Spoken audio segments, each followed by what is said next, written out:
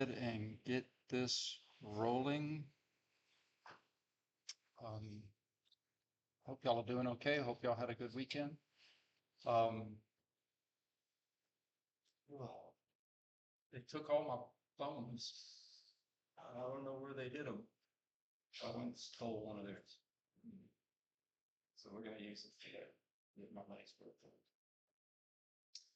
All right, you guys, today we're going to talk about length tension relationship and how we can use that biomechanically to isolate certain muscles within groups and within teams, okay? The first thing I'm going to say is that outside of literally like nerve blocking a muscle, all the muscles in a group will always contribute something. But it's just like if you were playing tug of war and you were contributing to your team's pull, and all of a sudden, like a horsefly bit you and you may instinctively take a hand off of the rope to swat it, or a mosquito, you're still contributing, but you're just maybe not contributing as much. And for the same work, some other puller has to take up that slack that you're contributing to. Okay. So we're going to try to keep it simple, but we're going to use layman concepts, hopefully. So if I'd have had time, I'd have brought a TheraBand, but I don't have a TheraBand, but I got a rubber band. And we know that when a TheraBand or a rubber band is just laying by itself, right, it's just at rest, it's not contributing any pull force. It's, in fact, when you let it go, all of its elastic energy is going to shorten and then it's just going to lay. You have to lengthen it or stretch it in order to get some of that elastic potential energy to want to pull back. Does that make sense? We have rubber band type properties. We have elastic type properties in our muscles. Tendons are inert, elastic, stretchy materials, and all of the stuff that shrink wraps the muscle. If you remember in biology, the epimysium, endomysium, perimysium, all that stuff is a continuation of the inert tendon structures, and then it passes through the other side. Okay, so all of those materials are like rubber band like materials. When I say inert, you could zap it with electricity. If I could zap this rubber band with electricity, it's not going to want to shorten anymore. The rubber band itself isn't going to want to pull more because I shoot it with electricity. Our muscles have things that want to pull more when we shoot it with electricity, right? The actin, the myosin, they call that the contractile components. You put an electrode on it, you give it a little juice, it pulls more. But none of that electricity affects the rubber band properties of the muscle, tendons, and all the stretchy materials. The overall pull of a muscle is broken down into different parts. The stretchy rubber band like parts we call passive. Makes sense? It's passive. It can't do it on its own. Something has to lengthen it or stretch it for it to want to pull more. And then the active components, that's the actin, myosin, cross bridge, Harry Potter like stuff my phys teachers used to tell me about, but because I could never see it, I was like, all the little microscopic little cilia that are in there trying to, okay? On muscle, if you're at rest or resting length, it's like literally the analogy is like your rubber band. In other words, if I extend my fingers and I relax them, all of the rubber band like properties are gonna go to their resting length. And then if I stretch them, it's gonna want to pull back. But resting length is the position that your muscles are in a majority of the time, but they're not meant to have any passive stretching resistance when you're at resting length. Okay? In other words, it makes sense that your body wants to be able to recruit muscles optimally, the actin myosin overlap magical things, because you never know when you're going to need them. Right? You don't want to be in a defenseless position. So the actin myosin overlap is optimal when you're at the position that your muscles are in a majority of your time. a little FYI, you can actually reestablish new resting lengths. Like that's why we don't sling people in slings as much as we can, because if you put a muscle in a slackened position, literally that muscle will eat its slack and reestablish a new resting length. That's why that muscle's so stiff when you get out of that sling, because it's literally like you're stretching it from a new start.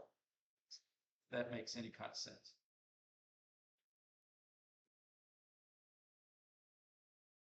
Here's the magic of our conversation today. When you start to stretch a muscle, notice how the contractile component's contribution goes down, and that's because you have the actin is pulling away from the myosin, and you have basically the analogy that I remember is like you have less oars in the water. That makes sense? As you stretch, the electrical contribution decreases. But the stretchy material starts to go up exponentially. So like when you stretch and you feel that extra pull, that's from all the rubber band type materials that are in that muscle. Right? When Dr. George would use the term longer is stronger, it was all because of the stretchy passive stuff shooting up. And why would we want this extra stretchy stuff to shoot up? Well, when you're stretching a muscle, you're also taking a joint to kind of its limits of range of motion. That makes sense. And don't you kind of want to protect muscles, also protect from hypermobility? So it makes sense you kind of want some extra pull to protect that joint from going hypermobile. In addition, what did you guys learn about like basic muscle soreness? Like when you have delayed onset muscle soreness, the damage is in the stretchy stuff. Like it's in like the tendons and the musculotendinous junctures. And even when it's really inside the muscle belly, what I mean is, again, analogy that was taught to me, we don't see broken myosin heads when we do an electron microscope of DOMs. The contractile components are fine. The damage is in the rubber band stuff. The stretchy stuff is what we're repairing. Okay? So if we lengthen a muscle, we're going to increase the pull of the stretchy components. So the reverse, when we slack a muscle, we're going to lessen the pull of the stretchy stuff. This graph works great if we're just looking at like one muscle, like a basic muscle. This one muscle crosses this one joint and we lengthen it or we shorten it. But we have a lot of muscles that cross multiple joints.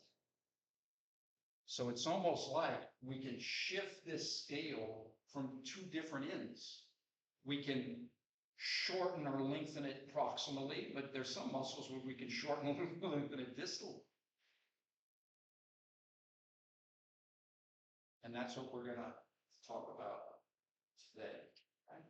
So let's look at a muscle that you guys have had. Let's take a rectus femoris. Rectus femoris crosses the hip anteriorly. For those of my origin people, we have this anterior inferior iliac spine right here. Crosses the hip anteriorly, blends into a common quad tendon, passes through the patella. That patella serves as a pulley. Remember when we did the different classifications of pulleys, right? Crosses the knee anterior and inserts on this tibial tuberosity right here on the tibia. So this muscle is influenced, its length is influenced in two places, hip and knee. Okay. How would I, so if we have a rubber band or a TheraBand, that's like saying I can stretch this rubber band by moving one hand one way. That would be, let me make it up and down to represent. This would be like the hip, and this would be like the knee.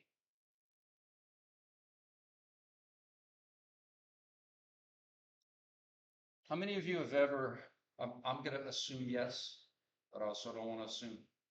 If you've ever done like a quad stretch, you're doing a quad stretch and I don't have much flexibility. But you know darn well, if you incorporate some hip action into that, it feels like your leg's about to be ripped out. You know what I mean? Like once you start moving your hip with it, you're like, whoa, it's 100% erectus. So think about it. When you flex your knee, you're stretching or lengthening the knee extension pullers, right? The rectus is a knee extension puller, so you're stretching it at the knee. This is my little rubber band that I could find. You're stretching it down here. But when you start extending your hip, when your hip starts to extend, stretched it at the knee, and you stretch it at the hip. That rubber band is very, very long. You're stretching it at both ends, okay? So knowing multi-articular muscles can help you to isolate certain stretches when you need them, right? Today's lecture, though, is going to be about contribution of different individual muscles based on their length. Longer is stronger. So if I was in an extended hip position and I needed extensors, like for an exercise, it would make sense that my rectus would pull on that rope a little bit more. It's already, it already has extra elastic potential energy from my hip position. So it makes sense that it would pull more on the other end. That's like saying, for the rubber band example, if I measured how much this rubber band was pulling up on my little fingers on the bottom, if I stretched it on top, it would pull more on the bottom. That's all that's saying. You stretch it on the top, it's going to pull more on the bottom because we gave it more stored elastic potential energy. We gave it more stretch.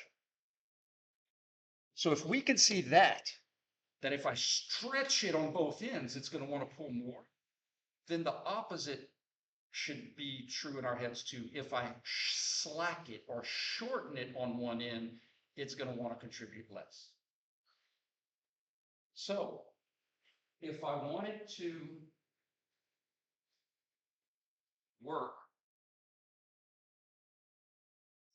use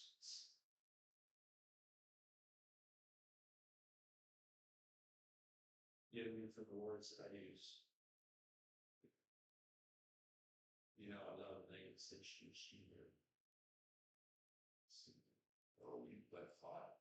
You take here, I hack that here, hacky. That's not what I wanted. I wanted you.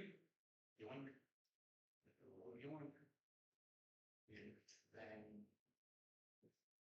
so what I'm trying to show you today is that we're working our quads. I know we didn't go muscles of the knee, but I think we know quads.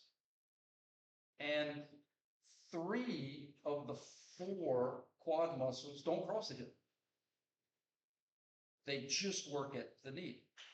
But the rectus comes from the hip into the knee. So when you're in a flexed position, when the hips are flexed, you take that rectus and you put it on slack at the hip. You slack it. Because what's the opposite? Extending is going to stretch it. So when I'm flexed, I'm going to put that muscle on slack. It's going to have no extra stretchy help to its pull contribution. So that means the other muscles that are in the quad that are affected by hip position, they have to take up that slack. They are going to contribute more to the overall work because the rectus is swatting a mosquito and only pulling with one hand. Does that make sense? So if you wanted to, and we could look at it 2 different ways.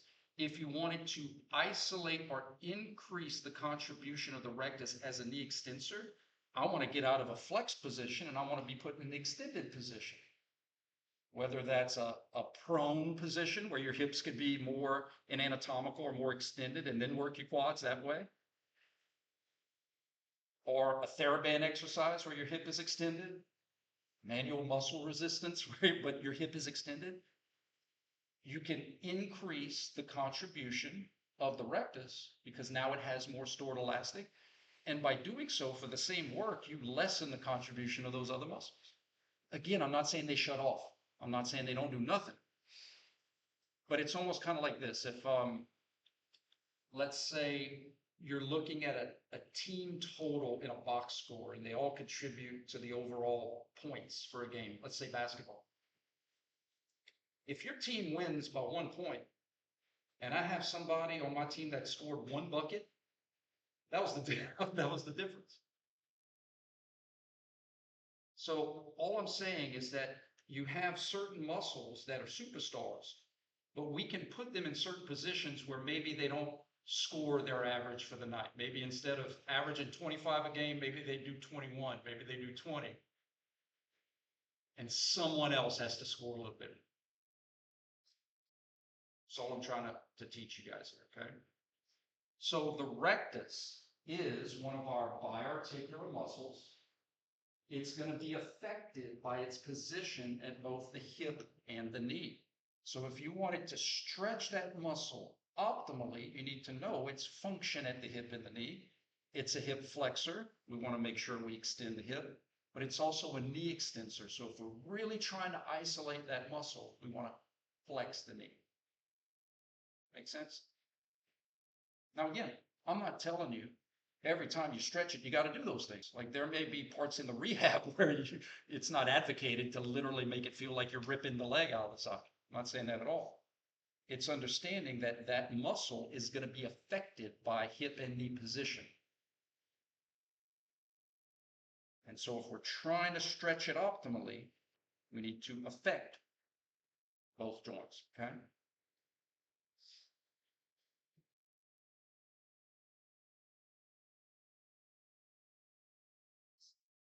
Let's look at some of our other multi-articular muscles.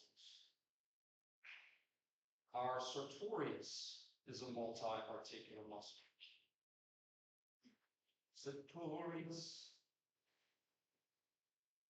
What were our major functions of our sartorius? Hip flexion puller, right?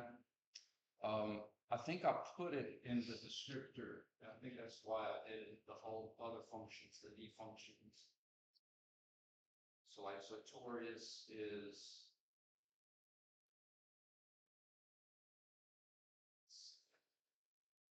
hip flexor, knee flexor. Guys, there are some secondary, like if you look at it, you're like, oh man, wouldn't that have some transverse? Yes, but you have so many sharp shooting lateral rotators that muscle, like its contribution is very feeble. Has anybody ever seen a box score and you have a player on a team, but they didn't play due to coach's decisions?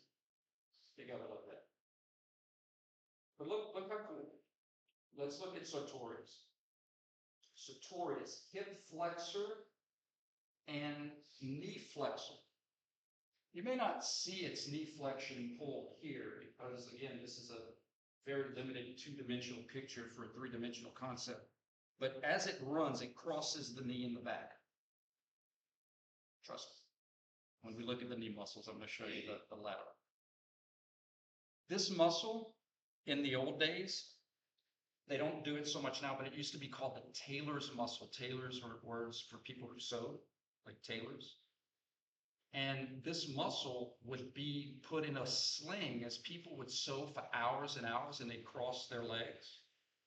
This muscle would be slacked, put in a sling at the hip, put in a sling at the knee, and put in a sling, even though it's not a prime mover, you could see how it would kind of have a little lateral pull to it, right, transversely.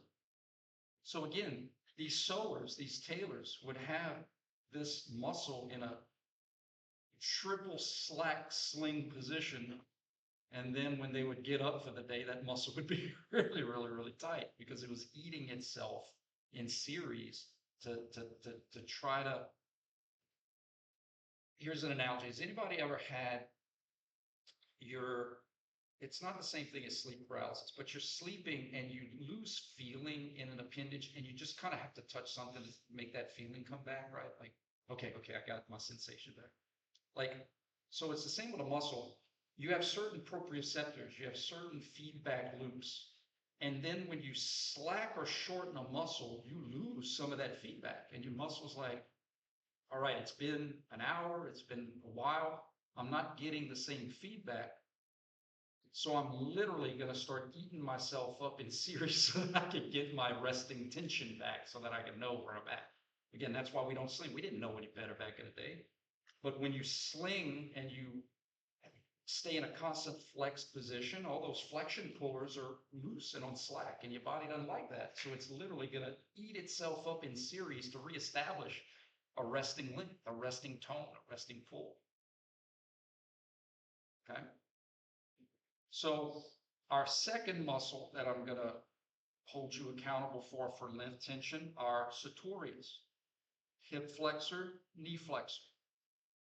If we were trying to stretch the sartorius optimally, would we want to have our knees flexed or extended? These are the kind of questions I'm just going to ask you to answer on the test. Like, yeah, we want our knees extended. Does that make sense? Because if it's a flexion puller, when we flex, it's going to be put on slack. So if I'm trying to stretch, it's different than the rectus. For the rectus, I want to have my knee flexed. Knee flexed, hip extended. That's really going to stretch that rectus. But for the sartorius, I don't want my knee flexed. I want it extended. Does that make sense? So little nuances when you guys get into therapy, rehabilitation, whatever your area, even knowing this, if you're a coach, it can help you stretch certain things. I always say this, if anybody's ever heard the commercials, consult your physician before beginning physical exercise, right? Like personal trainers, in my mind, should be part of the allied health system. Like, because if someone has something wrong and they read the report, they should be able to kind of help modify things and kind of help. Does that kind of make sense too, right? So we should all kind of know some of these basic concepts of emphasizing. If I wanted to emphasize, I'm not saying you would because it's kind of it's the longest muscle in the body for my lecture. Very long, rope-like kind of muscle. Anybody ever seen someone with like huge quads in the when they're doing the bodybuilder contest, and you kind of see this long rope-like muscle that's kind of in front? That's sartorius. That's what that is. But if you were trying to emphasize this muscle in an exercise, you wouldn't want to slack it. You want to lengthen it to increase its contribution to the team, to increase its point contribution to the team.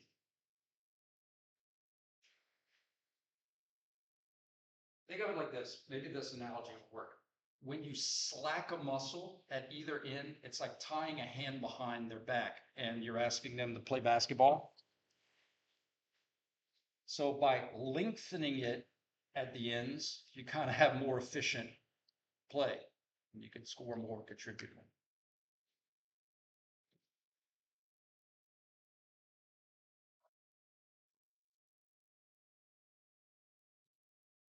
All right, let's get to this one. Can you restate how you stretch the muscle in his hip? The sartorius. So because it's a hip flexor, we want to make sure we extend the hip. But because it's a knee flexor, we don't want to flex the knee. Because it's a knee flexion puller, we want to make sure the knee is extended. You're welcome.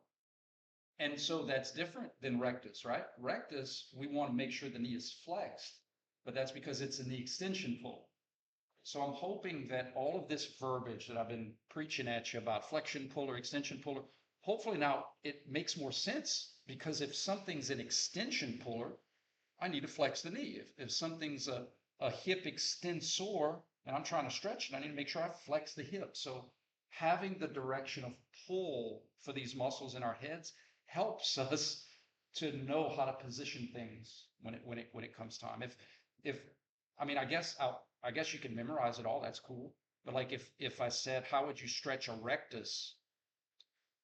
One of the ways that works for me is, well, if I know how it pulls, then I know what position I need to be at. If I know it's a flexion puller, I got to extend. And if it's an extension puller, I got to flex. And some of them are obvious, some of them are sternocleidomastoid, right? Some of them can be tricky. Don't care about this. Remember, this is all just now the part is to learn how length tension affects contribution. So all of these don't care because they're only uniarticular. Uniarticular. Where's my gracilis? Uniarticular. There's gracilis. So gracilis is I love precedent. So for our I haven't given you that precedent yet, but I think y'all will understand it. So for our quads, we have these three vasti muscles that we're going to learn, and then we have the rectus. Apple, banana, strawberry, sledgehammer. Like rectus, well, why doesn't it get a name similar to the other guys? Vastus medialis, lateralis, intermedius, rectus. That seems weird. It's like having a band and then like, you know, the three brothers and then like all of a sudden someone has, you know, a whole different name. And the reason it gets a new name is because it does something the other muscles don't do. Vastus medialis, lateralis, intermedius only cross the knee. Rectus crosses the hip in the knee, so it gets a different title, it gets a different name. So we have these adductor family muscles. Adductor, magnus, longus, all these different adductors. And then all of a sudden we get gracilis. Adductor this, adductor that, adductor this, gracilis. It's in the same family, but it moved out of town and went someplace that the others don't. Does that make a little sense? Why it's not named adductor gracilis? All those other adductor muscles only function at the hip. This one functions at the hip and it goes off into the knee. Hip adduction puller, we're good. So we need to abduct to stretch it. But if we really want to optimize its stretch, we want to make sure we put the knee in the right position, okay? So I'm going to teach you that I have it on the list as well, that this muscle is a flexor, it's a flexion puller. So again, we want to make sure the knee is extended. So think of it like this. Sartorius, extended hip with an extended knee. Watch. Gracilis. It's the same concept, just in a different plane.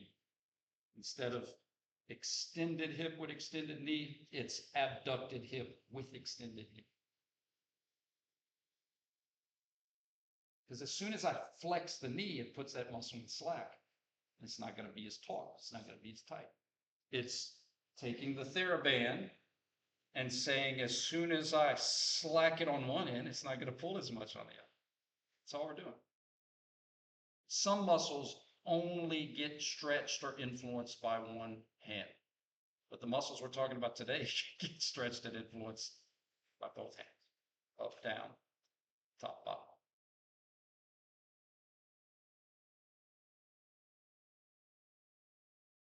All right, this is the ones you guys have been waiting for. And I think we talked about it a little bit. Somebody help me out, because I don't know the names of exercises. It's obviously not lifting career is not over. But what's the popular exercise where you put the barbell on your lap and you do the thrust, hip thrust, hip thrust? Okay, so what? And that's a good exercise for your booty, right? For your gluteus maximus. Okay. So watch what's happening.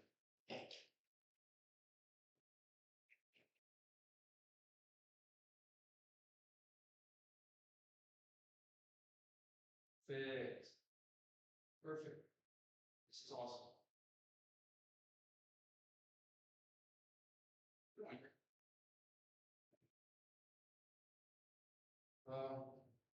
We'll use this one, but I might find a better one because they're giving credit to the quads for some reason.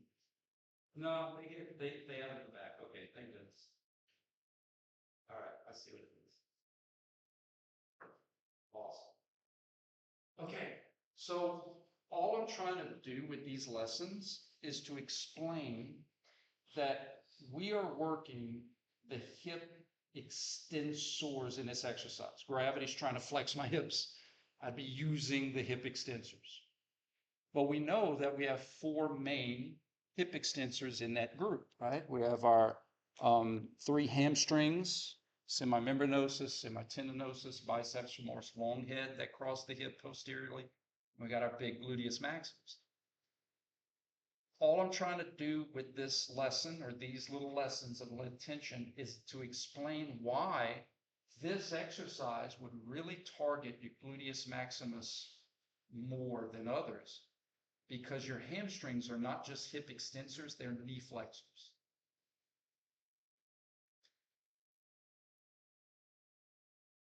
Hamstring curls. You're using your hamstrings as flexion poles, right? But in this position, this specific knee position, those hamstring muscles are slacked. They're not stretched at the knee. They're slacked. I'm going to do it this way because that's the position. So the hamstrings are slacked at the knee, so therefore they can't contribute as much at the hip. So guess who has to take up that slack? The one that isn't affected by the knee position. Make sense? So if not that, you're ever going to get quizzed, but well, why does this kind of exercise really isolate or emphasize our butt? It's because the other muscles that are helping are slacked. Their contribution is less than what they optimally could be because of the tension relationship of the muscle. Okay? Now, if we were to do a stretch question, maybe bring all of these concepts back to hamstrings, because I think hamstrings work for everybody. We've heard hamstrings our whole lives, right?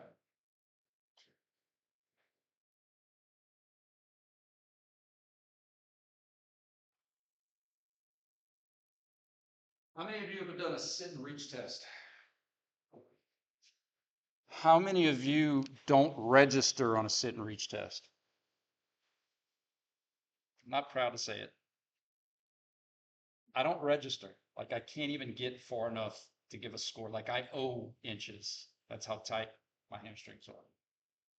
But we know that if I'm really going to test my hamstring flexibility, one, I need to move my hips, but also I need to make sure I don't bend my knees. Okay? One common way to cheat for the sit and reach, this is where I ran into problems because I used to be able to cheat for a long period of time. When you go up against a wall, it's easy to have kind of posterior pelvic girdle rotation. So in other words, it might look like my hips are flexed at 90, but because my pelvis is rotated back, my hips aren't really flexed to 90. Does that make sense? Let me go really extreme. My hips really aren't flexed at 90, right? Okay, so once my people started seeing that I was cheating, they were like, bring your low back up to the edge of the wall, which makes my pelvis anteriorly rotate, which makes my hips have to flex, and now I'm in trouble. Because I can't straighten out my knees. I know. I laugh at it. I'm working on it. So why can't I get my knees straight? Well, that would require extension. My hamstrings are hip extensors and knee flexors. And if they're really, really tight, that rubber band is like, I can't go any further. So if I want to get this down, I got to give some at my hips, is what I'm trying to get to. I can't have it best of both ways. If I'm going to get my knees fully extended, I got to extend my hips because that muscle can only stretch so much before it causes me severe nausea. Look, my wife, she can stretch and she's like, oh, that feels so good. I'm like, that's torture. Different strokes for different folks. Okay. But do you see how for the hamstrings, it's about two different joints? Okay? We need to make sure that our knees are extended because they're flexion pullers. And then we can assess based off of hip flexion, stretching them at the hips. Okay? So for the test, a question would be like, how would you optimally stretch the semimembranosus? You know, like, all right, what does it do? Semimembranosus is a hip extensor and a knee flexor. So I need to make sure my knee is extended and I want to flex my hip. Ta-da! In terms of stretch, that's how the multi-articular muscles work. We just have to account, up until this time, cervical things just worked at cervical, trunk things just worked at trunk.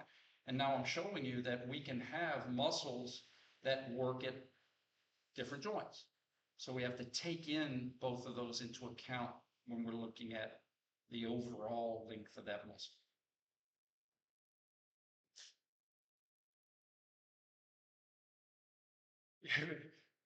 Kids will do this too. If they're real tight in their hamstrings, like touch your toes. That's not their fault. You need to isolate and make sure they're not cheating. So like, is there any like different variations for like different exercises, for example, again, straight leg, they have this, I guess the primary target is like your hamstrings. Then you do like a slight bend and it's more like a glute, primary glute. So there's going to be different, what a great observation. There's going to be different exercises for a few different reasons. Some could be comfort, some could be a comfort thing. But a lot of the variations is for these kind of isolation things, right? To kind of slack one so that you can emphasize another, or stretch one so that you can emphasize it. The example I gave it, and that's what's cool about people that design equipment. They take these things into account when they design these equipment. Like you could do seated hamstring curls, but you could also do prone. What's the difference? Two different hip positions, right? So like two different hip positions. So one, you're more flexed. That's going to affect certain muscles that cross hip and knee. When you're doing prone, it's going to affect different muscles that cross hip and knee. I think I gave this example in the lecture. Trust your instincts. If you were doing like an exercise to fatigue and you were like, you couldn't go anymore, and you're struggling to get that extra little bit of extension of your knee, and you're working your quads, your knee extensors, but you also know your rectus pulls here, but it crosses here. Your instinct, without even you having to do this experiment, is like lean back, get a little bit of extra. And that's because when you lean back, you're going to extend the hip. You're taking that rectus and you're stretching it here so that it pulls more. So watch, I'm here, I'm like, stretch longer is stronger. And it doesn't take a lot of force if you're teetering on, you know how this is, if you've ever spotted someone or had someone spot you, and you're like trying to get there. It's not like they gotta yank it. All it can just be a little tap. A little tap, tap, tapping, as Happy Gilmore would say. If you're teetering on a tie, all it takes is just a little bit. So if you're struggling on that last rep, just that little bit of extra length can contribute just enough that you need to get that last bit of extension. But yeah, all of the different kind of equipment designs and different positions, I just want you to start thinking of those things. Different hip positions, different knee positions, different arm positions, like working your elbow flexors with your shoulders flexed versus working your elbow flexors with your shoulders extended.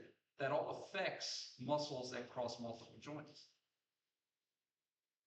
And remember, I am never, ever, ever here to tell you what to do. This is better, you should never do that. That's practice. That's when y'all go in the kitchen and you learn your craft. All I'm here is to tell you the basic mechanics of what affects what and how it gets affected. Okay?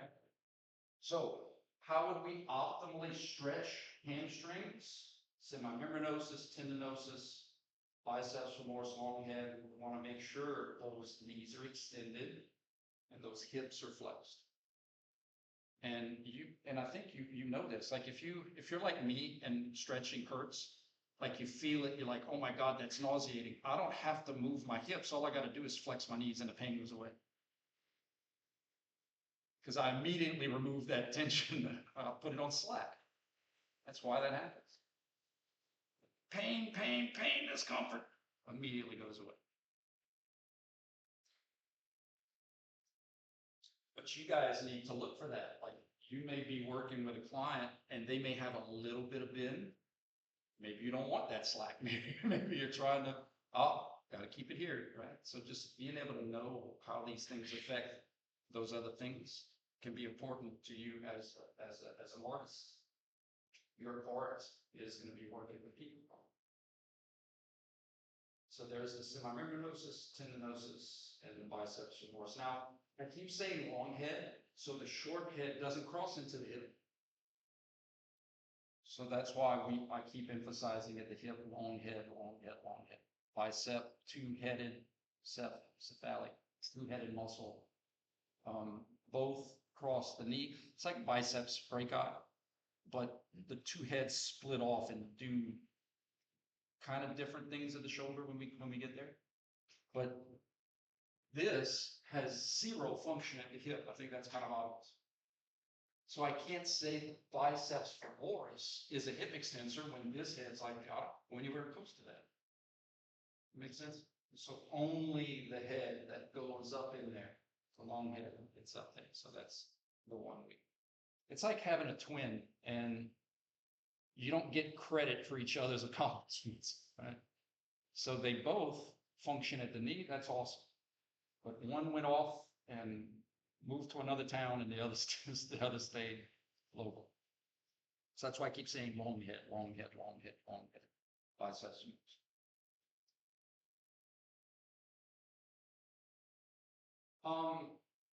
I think I've used this example before, and I know we're not there yet. We're going hip, knee, and ankle, and I think we have a tremendous amount of time. That's why I'm trying to talk slow and be patient for your next test. Guys, it's the seated calf raise versus the standing calf raise. It's the same concepts, but why does the seated calf raise emphasize the soleus muscle? Because your gastrocnemius is a knee flexor, and in this position, that muscle's on slack.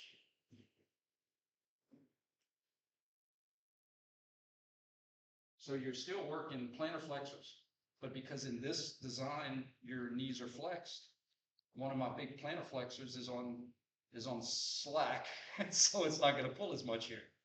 When I stand up and I stretch up here, it can pull more down here. Make sense? Someone had a question?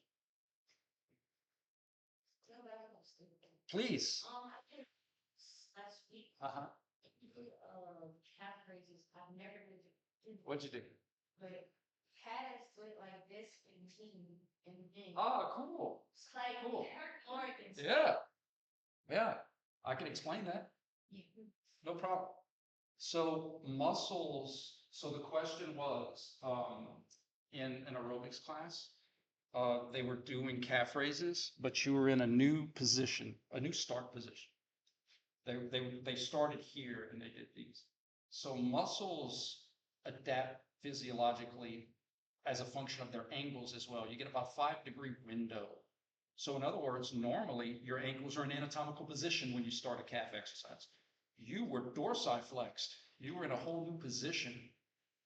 And so you had cross bridge stuff and you had tension from the stretchy stuff that you never would have gotten to if you'd have started in anatomical. It's almost like starting an exercise for your quads in an extended position. That muscle's going to be very stretched. So you're going to affect the stretchy materials. Remember, that's where DOMS is from. It's the damage to the stretchy stuff. So by doing this, you're dorsiflexed, which means you're automatically going to have those plantar flexors stretched in that new starting position.